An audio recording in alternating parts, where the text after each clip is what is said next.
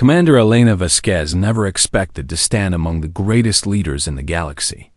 Yet here she was, breathing recycled air in the obsidian halls of Station Primogeniture, surrounded by beings who had conquered stars long before humanity learned to make fire.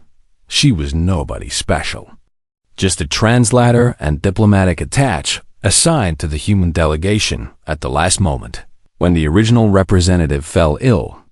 And now she stood at the back of the gathering like a mouse among giants, taking notes on a small datapad while creatures of impossible power filled the ancient chamber. The station itself was older than any living memory, built by hands that had turned to dust millions of years ago, and at its heart waited the reason 17 civilizations had gathered here today: the throne of the first empire sat upon a raised platform of black crystal, and Elena could not take her eyes off it. But it was beautiful in a way that made her chest ache, carved from a material that seemed to hold starlight within its structure, pulsing with a soft glow that reminded her of breathing, of heartbeats, of something alive and waiting. The ancient text had spoken of this moment for generations across every known species, promising that when the 17 founding civilizations gathered together, the throne would finally choose a ruler to unite the galaxy against a coming darkness that no prophet could fully describe. Elena watched as the Volanthi High Sovereign approached first, her serpentine body coiling with practiced elegance across the polished floor. Scales shimmering like liquid metal under the chamber lights, the Volanthi had conquered 12 star systems through military might and strategic genius, and their High Sovereign radiated power with every movement she made, her 4 eyes gleaming with absolute confidence as she approached the ancient seat. "I am Sovereign Thessaly of the Volanthi Dominion," she announced in a voice that echoed through the chamber. "And I claim this throne by right of strength and conquest." She reached out one clawed hand toward the armrest. The throne did not move, did not glow brighter, did not acknowledge her existence in any way. Thessaly stood frozen for a long moment before withdrawing her hand and retreating with as much dignity as she could preserve, her scales now pale with what Elena recognized as embarrassment among her species. Next came the Kathrani Overmind, and Elena felt a shiver run through her body as the collective consciousness entered the chamber. The Kathrani were not one being but billions. Their thoughts networked across vast distances through quantum entanglement, and they spoke with 1,000 voices synchronized into perfect harmony that seemed to come from everywhere at once. "We are unity," the Overmind declared. "We are the perfection of collective thought, the end of loneliness and isolation. And we claim this throne to bring all species into our embrace."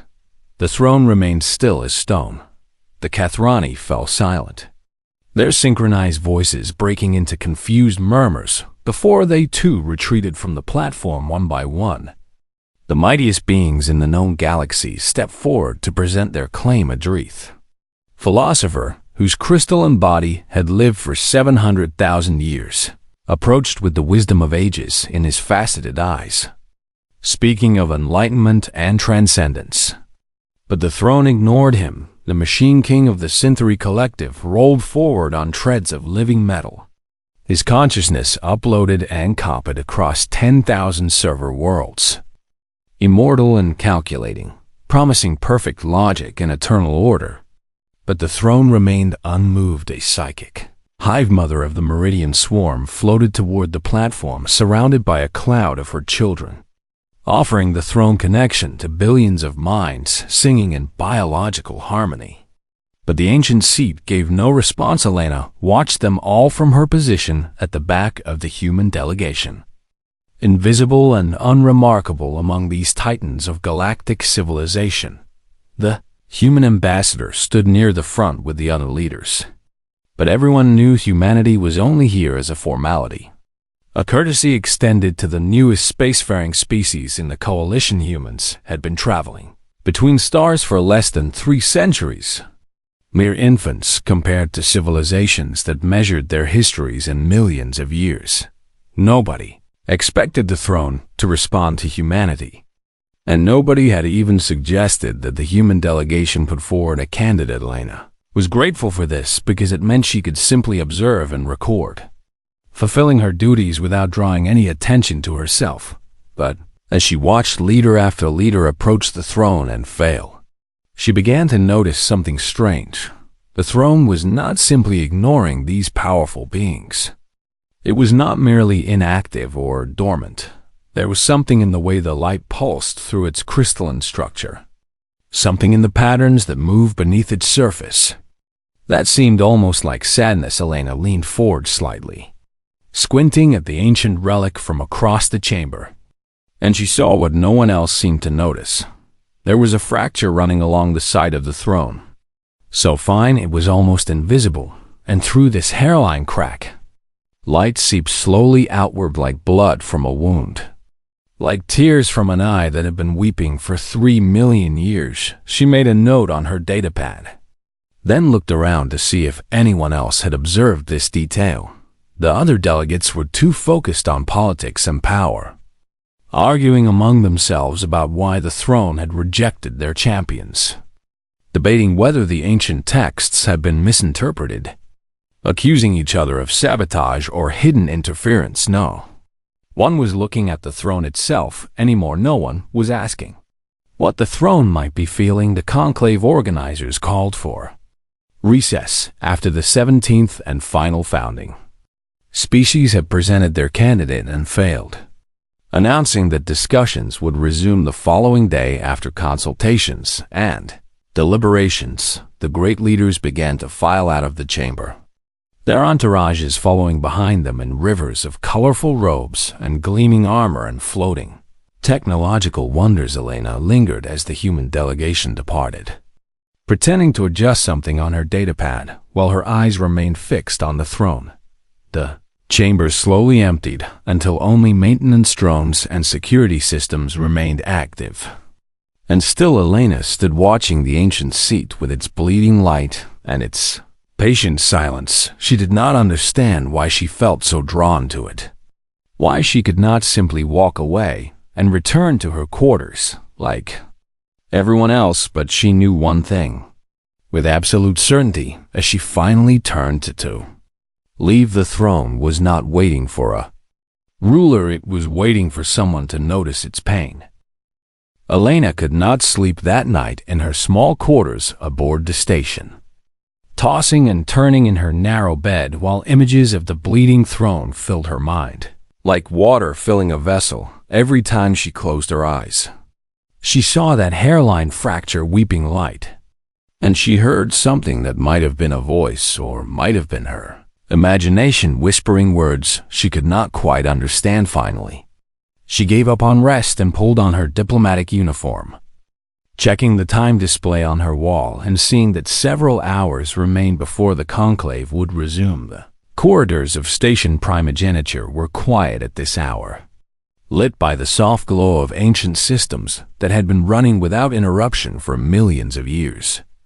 And Elena walked through them like a ghost, her footsteps barely making a sound on the polished floors. She did not consciously choose to go to the throne chamber, but somehow her feet carried her there anyway. And when she arrived at the great doors, she found them sealed but responsive to her diplomatic credentials. The security system scanned her identification chip and found nothing alarming. Just a low-ranking human attached with clearance to be in public areas of the station. And the doors slid open to admit her. Lena stepped inside, and the doors closed behind her with a soft hiss. Chamber was empty now except for the throne itself, and in the darkness, its glow seemed brighter than before. A soft blue-white radiance that cast strange shadows across the obsidian walls. She approached slowly, her heart beating faster with each step, until she stood at the base of the platform, looking up at the ancient seat up close. She could see the fracture clearly, and she realized it was not damage at all. Thousands of microscopic channels had been carved into the crystalline surface, forming patterns too intricate and too small for organic eyes to fully comprehend. And through these channels, light flowed like rivers of liquid starlight. Elena climbed the steps of the platform without thinking about what she was doing. Drawn forward by something that felt like compassion, like the instinct to comfort a crying child or help a wounded animal, she reached out her hand and pressed her palm against the surface of the throne. The moment her skin made contact, the universe exploded inside her mind. She saw the first empire in its glory.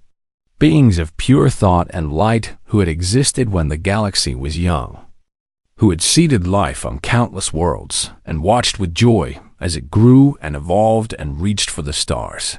She saw their cities of crystal floating between stars, their ships that moved through dimensions humans had no names for, their art and music and mathematics that made everything humanity had ever created seem like the scribbles of children. And she saw their downfall. It did not come through war or disease or natural disaster. It came through isolation. The beings of the First Empire had grown so powerful that they no longer needed each other, so perfect that they forgot how to ask for help, so complete that they stopped reaching out to touch and to hold and to comfort. They became islands of infinite capability surrounded by oceans of loneliness. And one by one they faded away, not dying exactly, but simply ceasing to exist, because existence without connection had no meaning. The throne had been built as their final act, a memorial and a warning and a hope, not a seat of power, but a record of sorrow, carrying within its crystalline structure the memories of an entire civilization that had forgotten the most important truth in the universe, that life was not meant to be lived alone. Elena felt tears running down her cheeks as the visions faded, and she realized the throne was weeping too, its light pulsing in rhythms that matched her own heartbeat, sharing a grief that had waited 3 million years for someone to acknowledge it. "I am so sorry," she whispered to the ancient relic. "I am so sorry you have been alone for so long." The throne did not respond with words, but she felt something change in the quality of its light, a warmth that had not been there before, a sense of being seen and understood after an eternity of silence. Elena stood there for a long time with her hand pressed against the crystal, not asking for anything, not demanding power or knowledge or blessing, simply offering her presence and her compassion to something that had been forgotten by the universe. She thought about humanity and all its flaws and failures, the wars and cruelties that filled their history, the times they had hurt each other in ways that seemed unforgivable. But she also thought about the times they had reached across those divides, the hands extended to former enemies, the strangers who became family, the way humans ran toward disaster instead of away from it because someone might need help. Maybe that was what the throne had been waiting for. Not power or wisdom or perfection, but simply the capacity to recognize pain in another being and want to ease it. Maybe the First Empire had been so focused on ascending beyond mortality that they forgot the simple gift of sitting with someone in their grief. Elena finally pulled her hand away from the throne, feeling exhausted in a way that went beyond physical tiredness, as though she had run a marathon through someone else's memories. She looked at the ancient seat one more time and made a silent promise she would not let it be forgotten again. She would not let its warning go unheard. She turned to leave the chamber, planning to return to her quarters and try to rest before the conclave resumed. But as she took her first step toward the doors, something happened that made her freeze in place behind her. The throne moved. It was subtle, just a slight shifting of its base, a turning of its crystalline structure by a few degrees. But when Elena looked back over her shoulder, she saw that the throne had oriented itself toward her, following her movement like a flower, following the sun. Her breath caught in her throat, and her heart hammered against her ribs. The throne had not moved for 3 million years. It had rejected every powerful leader in the galaxy. ignored every claim of strength and wisdom and unity, and now it had moved for her, a nobody, a translator. A human who had simply touched it and listened to its pain.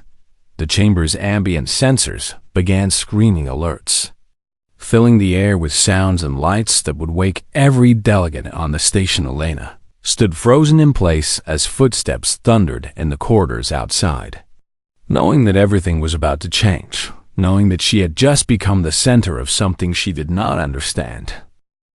The doors of the chamber burst open, and delegates from every species flooded inside, their voices filling the air with confusion and outrage and fear. Elena stood frozen on the platform beside the throne, watching as the greatest powers in the galaxy stared at her with expressions that ranged from disbelief to fury. The HFY Sovereign pushed through the crowd first, her serpentine body coiling with barely contained aggression as she approached the platform. "What have you done?" Thessaly demanded, her four eyes blazing with accusation. "What trick is this? What human deception?" "I did nothing," Elena said, surprised by how calm her voice sounded despite the terror racing through her body. "I touched it, and I listened. That is all." The Kathrani Overmind spoke next, their thousand synchronized voices echoing from every direction at once. "The throne has not moved in 3 million years. It has rejected the mightiest beings in the galaxy, and now it moves for a human?" The collective consciousness asked with something like contempt. "Your species has been spacefaring for less than 3 centuries. You are children playing in a universe you do not understand." Elena wanted to explain about the visions, about the grief she had felt pouring from the ancient relic, about the First Empire and their lonely end. But the words stuck in her throat as more delegates crowded into the chamber. The Dreith historian moved forward on legs of living crystal, his ancient eyes studying Elena with curiosity rather than hostility. "Perhaps we should allow the human to explain herself before we pass judgment," he suggested in his slow and measured voice. "The throne has chosen to respond to her presence, and we would be fools to ignore this sign. The throne has not chosen anything." The HFY Sovereign snapped. "It moved, that is all. We do not know if this is selection or rejection or simple malfunction." But even as she spoke, the throne moved again. Elena stepped down from the platform, intending to put some distance between herself and the ancient seat, and the throne rotated to follow her movement, its glow pulsing brighter as she moved away from it. The chamber fell silent as every being present watched this impossible thing happen. A relic that had been dormant for 3 million years was tracking a single human across the room like a compass needle following magnetic north. The human ambassador finally pushed through the crowd, his face pale with shock and confusion as he looked at Elena. "Vasquez, what is going on?" he asked in a voice that cracked slightly. "What did you do?" "I came here last night because I could not sleep," Elena explained. "I saw something in the throne that no one else seemed to notice. A fracture, a wound, and when I touched it, I felt its pain." "Its pain?" The Kathrani Overmind repeated with skepticism. "The throne is an artifact, a construct. It does not have feelings. The First Empire built it as more than a simple object," Elena said, the memories flooding back to her as she spoke. "They put everything they were into its structure, all their knowledge and their history and their sorrow. It remembers their fall, and it had been waiting all this time for someone to acknowledge its grief." Murmurs rippled through the gathered delegates, some dismissive and some thoughtful. The HFY Sovereign slithered closer to Elena, her body coiling in a way that seemed almost threatening. "You expect us to believe that this throne, this ancient relic of unimaginable power, chose to respond to you because you felt sorry for it?" Thessaly asked with disbelief dripping from every word. Elena met the High Sovereign's four-eyed gaze without flinching. "I do not expect you to believe anything," she said quietly. "I am simply telling you what happened." She thought about the visions again, about the beings of light who had grown so powerful they forgot how to need each other, and she looked around at the delegates filling the chamber. She saw the Volanti pride that masked a deep fear of appearing weak. She saw the Kethrani unity that had eliminated individual loneliness by eliminating individuality. She saw the Machine King who had uploaded his consciousness to escape the vulnerability of flesh. Every species here had found their own way to become strong, to become powerful, to become independent, and perhaps that was exactly the problem. The first empire fell because they stopped reaching out to each other. Elena said, speaking to the room as much as to the High Sovereign. They became so perfect and so complete that they forgot what it felt like to need help, to ask for comfort, to sit with someone in their pain. She gestured toward the throne, which continued to glow softly behind her. Every leader who came before this throne today came to claim something, to take power, to demand recognition of their strength. She continued, but nobody asked what the throne might need. Nobody wondered if it was lonely or sad or waiting for something other than conquest. The chamber remained silent as Elena spoke, and she could see her words landing differently on different faces. Confusion on some and understanding on others. Humanity is young and weak by your standards. She admitted, we have no great empires, no collective minds, no immortal machine bodies. We are fragile and flawed, and we make terrible mistakes. She paused, remembering her own planet's bloody history, the wars and genocides and cruelties that shamed her species. But we have not forgotten how to reach for each other in the dark. She said softly, we have not evolved beyond the need to hold hands and share grief and ask if someone is okay. The Dreith historian nodded slowly, his crystalline body chiming softly with the movement. Perhaps, he said in his ancient voice, that is precisely what the throne was waiting for. Not strength or wisdom or unity, but the simple ability to recognize suffering and respond with compassion. The Volanti High Sovereign looked like she wanted to argue, but she could not deny what her own eyes had shown her. The throne was still oriented toward Elena, still pulsing with that soft, warm light, still responding to her presence in ways it had never responded to any of the galactic powers. Something fundamental had shifted in the conclave, and everyone present could feel it. The human who was supposed to be invisible had become the center of everything. The days that followed were the strangest of Elena's life as the conclave transformed from a ceremony of succession into an investigation centered entirely on her. 17 founding species demanded answers, and they used every tool at their disposal to find them. The Volanthi subjected her to psychic scans that felt like cold fingers pressing against the inside of her skull, searching for hidden powers or secret training that might explain how she had accomplished what their greatest leaders could. Not the Kethrani attempted to network with her mind, their collective consciousness probing at the edges of her thoughts, looking for evidence of deception or manipulation. The Machine Kings of the Synthery ran probability matrices and behavioral analysis, comparing her actions against databases of known phenomena and historical precedents. Each test returned the same result. Elena Vasquez was exactly what she appeared to be. An unremarkable human with no special abilities, no hidden agenda, no secret weapon. She was a translator who had studied languages because she loved the way different species expressed their thoughts. A diplomatic attach who had taken the assignment because someone needed to take notes and she was available. There was nothing extraordinary about her, except for one simple thing: she had asked the right question. The Dreith historian approached her on the 5th day, his crystalline form catching the light of the corridor as he moved toward her with the slow dignity of extreme age. "May I speak with you?"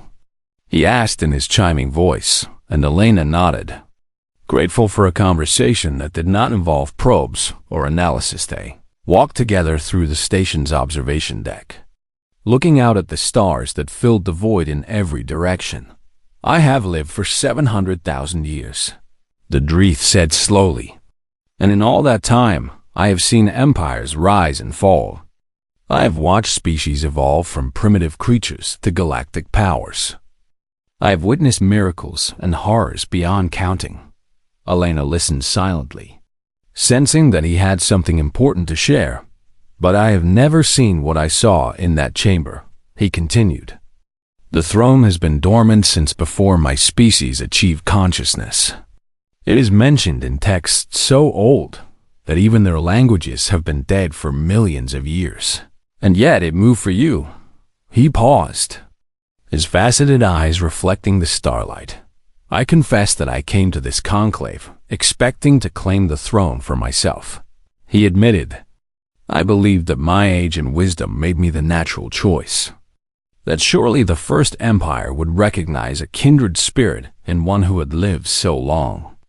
Elena saw something like shame in the patterns of light moving through his crystalline body.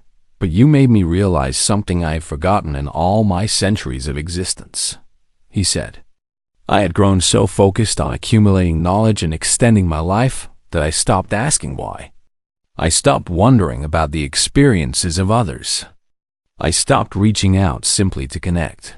He turned to face her directly. You asked the throne what it needed, he said with wonder in his voice. In 3 million years, across thousands of species and countless civilizations, no one else thought to ask that question. Elena felt the weight of his words pressing down on her. I do not know what to do with this, she admitted. I am not a leader. I am not wise or powerful or special. I just saw something that looked sad, and I wanted to help. The Dreith's crystalline body chimed softly as he considered her words. Perhaps that is exactly what makes you qualified, he said. Perhaps the throne was not looking for someone who wanted to rule, but for someone who simply wanted to understand. Their conversation was interrupted by a summons from the conclave, and Elena made her way back to the great chamber where the throne waited. All 17 delegations had gathered again, and the atmosphere was different now, less hostile and more uncertain. As if the gathered powers had realized they were facing something none of them truly understood. The High Sovereign of the Volanthi spoke first, her voice less aggressive than before. We have completed our investigations, Thessaly announced, and we have found no evidence of trickery or manipulation.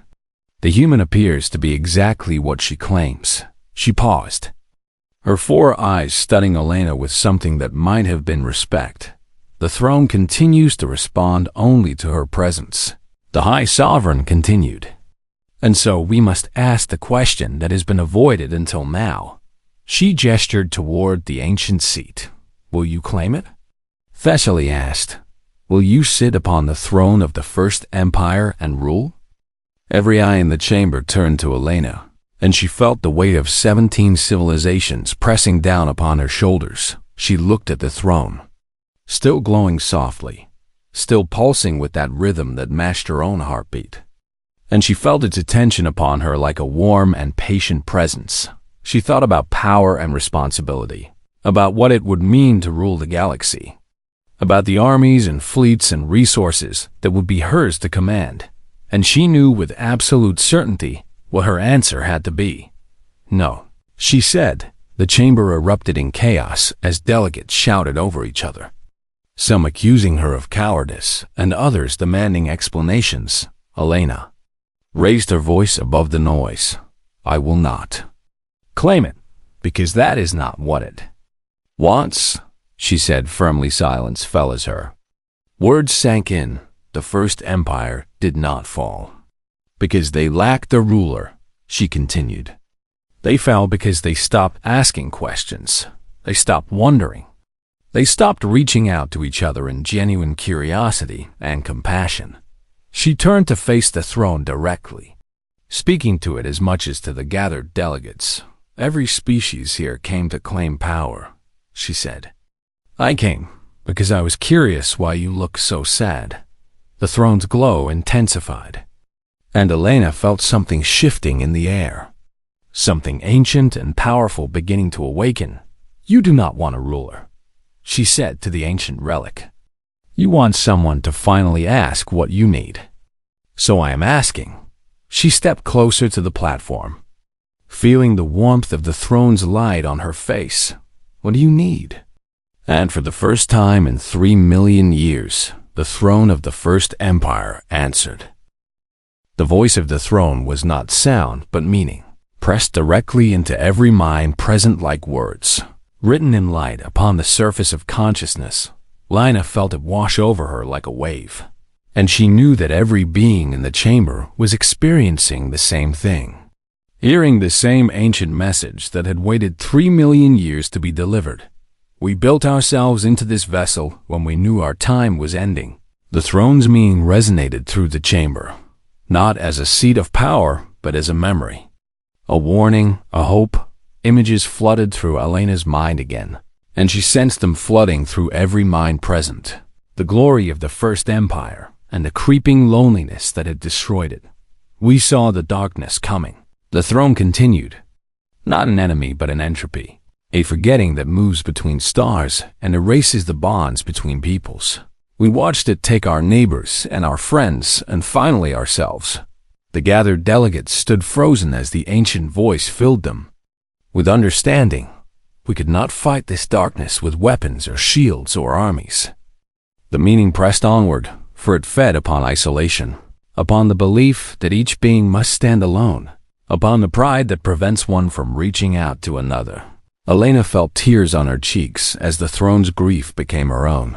"We built this vessel to find someone who could fight the darkness in the only way it can be fought." The throne explained, "Not through conquest or control, but through connection." The light within the crystalline structure pulsed brighter, and Elena felt its attention focusing entirely upon her. "The galaxy does not need a ruler," the throne declared. "It needs a witness. Someone who will travel between peoples and ask the questions they have forgotten. Why do you grieve? What do you fear? How can I help?" The chamber remained silent as the meaning of these words settled into every mind. "For 3 million years we have waited," the throne continued, "and in all that time, leaders and conquerors and philosophers and kings have stood before us, each one demanding power, each one seeking to claim what we could offer." A warmth spread through Elena's body as the throne's attention wrapped around her like an embrace. "You are the first to ask what we needed." It said simply, "You are the first to see our pain and respond with compassion instead of ambition. You are the first to reach out without expecting to take." Elena looked around at the gathered delegates, seeing their faces transformed by the revelation they had just experienced. The Valanthi High Sovereign stood with her head bowed, her aggressive posture replaced by something that looked almost humble. The Kethrani Overmind was silent for the first time since Elena had met them, their billion minds processing what they had just learned. The Drith historian's crystalline body glowed with reflected light from the throne, and Elena could see something like hope in his ancient eyes. "I am not qualified for this," Elena said to the throne, her voice small in the vast chamber. "I am nobody. I have no wisdom or power or special gifts. I would not know where to begin. No sentient being ever is qualified for such a task." The throne responded gently, "That is what makes you capable of growth. The moment you believe yourself worthy is the moment you become blind to your own limitations." Elena felt the truth of these words in her bones. "We do not offer you power," the throne continued. "We offer you purpose. The chance to travel among the stars and ask the questions that species forget as they grow old and strong. The chance to sit with the grieving and stand with the afraid and remind the lonely that they are not alone." The light in the chamber shifted, and Elena saw patterns forming in the air. Maps of the galaxy showing the 17 founding civilizations and all the younger species scattered between them. "The darkness is coming," the throne said, and Elena felt a chill despite the warmth of its light. "It has already begun its work in the spaces between your peoples, in the silences where there should be conversation, in the walls you build to protect yourselves from each other." Elena thought about her own species, about the divisions that still plagued humanity even after they had reached the stars, about the way they sometimes forgot to ask each other the simple question of "How are you today?" If I accept this, she asked slowly, what happens then? You become the question that the galaxy forgot to ask. The throne answered. You go where you are called, and you listen to what you find. You do not rule or command or conquer. You simply witness and connect and remind. Elena looked at the throne, still pulsing with that soft, patient light, still weeping through those microscopic channels. And she understood what it was offering. Not glory, not power, not immortality, just responsibility. The weight of caring about every being she would ever meet. The burden of asking questions that might not have answers. She thought about saying no, about returning to her simple life as a translator, about leaving this impossible task to someone more qualified. But then she looked around at the gathered powers of the galaxy and saw what the throne had seen: species that had forgotten how to need each other, civilizations that had grown so strong they no longer knew how to ask for help, beings who had lived so long they could not remember what it felt like to be afraid and reach for another hand in the darkness. Someone had to remind them. Someone had to ask. Elena Vasquez climbed the steps of the platform and stood before the throne of the First Empire for the last time. I accept, she said simply.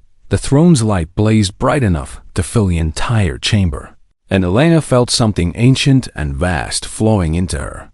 Not power, but awareness. The ability to sense loneliness and fear and grief across the void of space. She turned and sat upon the throne. And it did not crown her as a ruler. Instead, it welcomed her as a witness. The chronicles of the galaxy would record this moment not as a coronation, but as a beginning. The day when a human nobody asked the question that 17 civilizations had forgotten in the centuries that followed. They would call her many names. The wandering empress who ruled nothing and commanded no one. The question that walked between stars. The woman who listened. She would visit every world in the coalition, sitting with the dying and the newborn, asking emperors and peasants alike the same simple questions. How are you? What do you need? How can I help? The darkness still came, but when it did, the galaxy remembered how to reach for one another, because one human had taught them that the greatest power was not in claiming, but in caring enough to ask.